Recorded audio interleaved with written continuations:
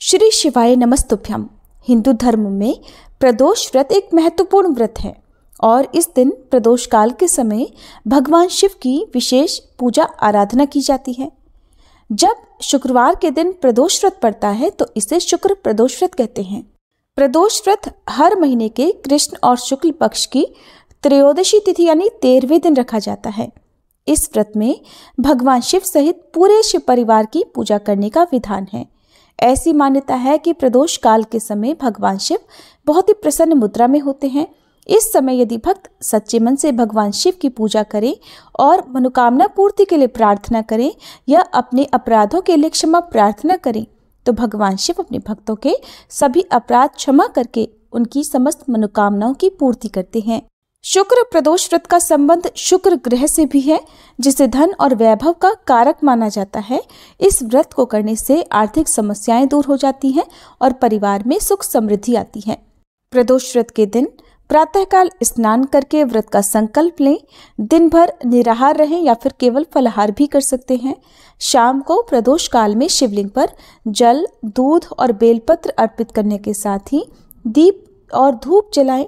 भगवान शिव का विधिवत पूजन करें। भगवान को धूप, दीप, फूल, चंदन और नैवेद्य का भोग लगाएं। नैवेद्य के रूप में भगवान शिव को खीर का भोग या पंचामृत का भोग भी अर्पित किया जा सकता है। पूजा करते समय श्री शिव चालीसा पाठ, महामृत्युंजय मंत्र या ओम नमः शिवाय मंत्र का जाप करना चाहिए।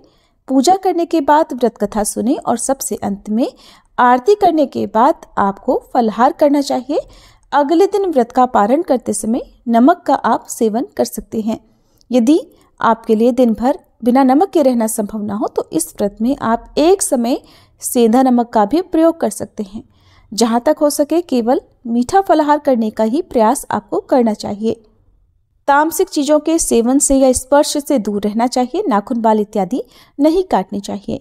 अब आपको बताते हैं इस बार मार्गशीर्ष मास के प्रदोष व्रत के बारे में, जो कि शुक्ल पक्ष का प्रदोष व्रत रहेगा। इस बार त्रयोदशी तिथि प्रारंभ होगी 12 दिसंबर गुरुवार की रात 10:26 से और समाप्त होगी 13 दिसंबर शुक्रवार को शाम 7:40 पर।